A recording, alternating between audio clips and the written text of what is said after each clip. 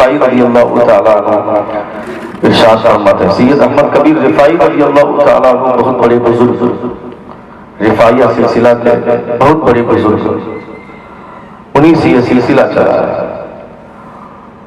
یہ وہ شخص ہیں جن کے لیے حضور نے قبر سے اپنا ہاتھ باہر نکالا ہے مصافحہ کے لیے۔ زور سے بولیں، زور سے بولیں۔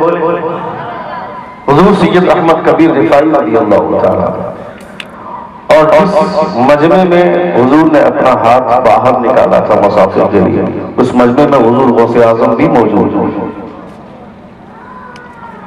سید احمد کبیر رفاعی رضی اللہ تعالیٰ عنہ ارشاد فرماتے ہیں کہ اگر کسی نے حضور کا روضہ دیکھا ہے تو یہ کبھی تصور نہ کرے کہ میں نے مصطفیٰ کے روضے کو دیکھا ہے، بلکہ یہ تصور کرے کہ میں حضور کو دیکھ کر کے آیا ہوں۔ مصطفیٰ جان رحمت صلی اللہ تعالیٰ علیہ وسلم کا وہ روضہ ہے۔ جب اس سنہری جالیوں کے قریب سے آدمی گزرتا ہے تو ایسا لگتا ہے کہ مصطفیٰ اس جالی کو اس بار آرام کر رہے ہیں، ہمیں دیکھ رہے ہیں۔ ایسا لگتا ہے کہ حقیقت ہی یہی کہ حضور دیکھ رہے ہیں۔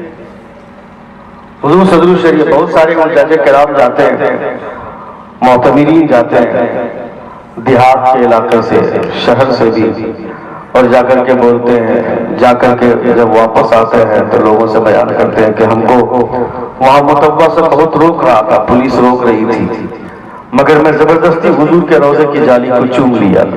یہ ادب کے خلاف ہے، کبھی ایسی غلطی نہ کریں۔ حضور صدر الشریعہ علیہ رحمہ نے حضور کے روضے پر جو حاضری کا طریقہ لکھا ہے، آپ لکھتے ہیں کہ خبردار حضور کے روضے کی جالی کو ہاتھ لگانے کی بھی جرأت مت کرنا، کبھی اس کی ہمت مت کرنا۔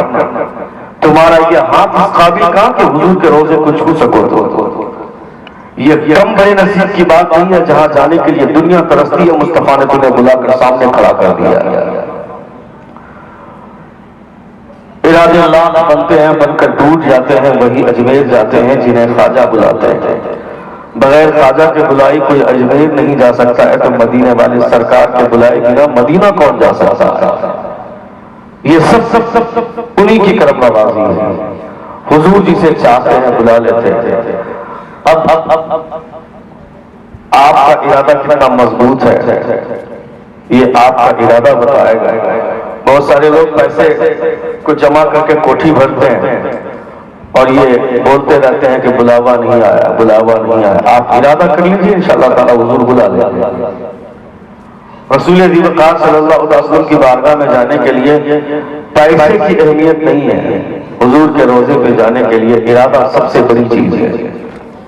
ارادہ مضبوط ہونا چاہیے، خیال نیک ہونا چاہیے۔ اللہ رب العزت ہم تماموں کو رسول ذی وقار صلی اللہ تعالی علیہ وسلم کی حاضری نصیب فرمائے۔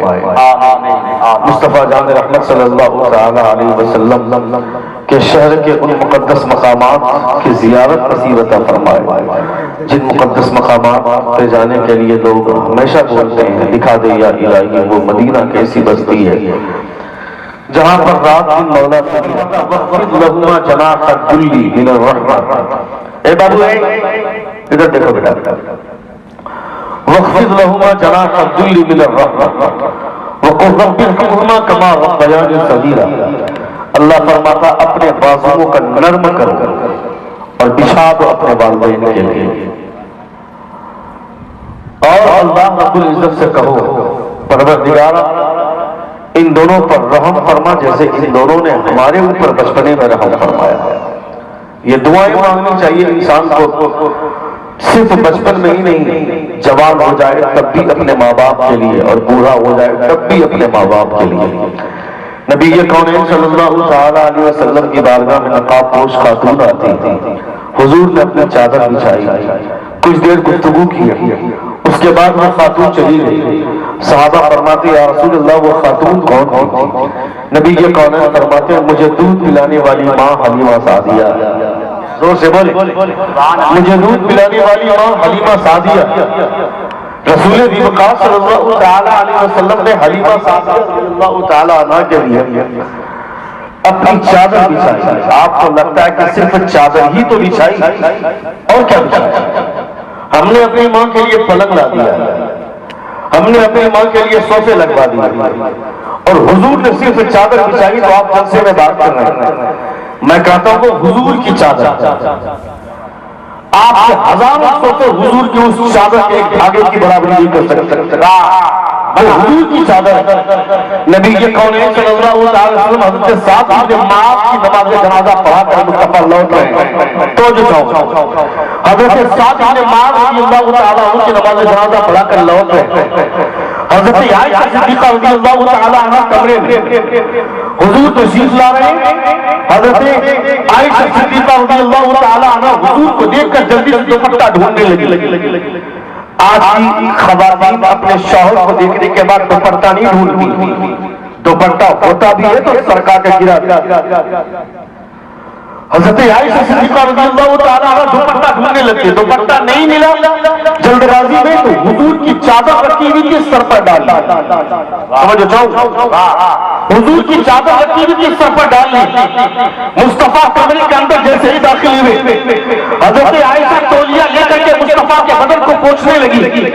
نبی فرماتے ہیں عائشہ کیا کر رہی ہو؟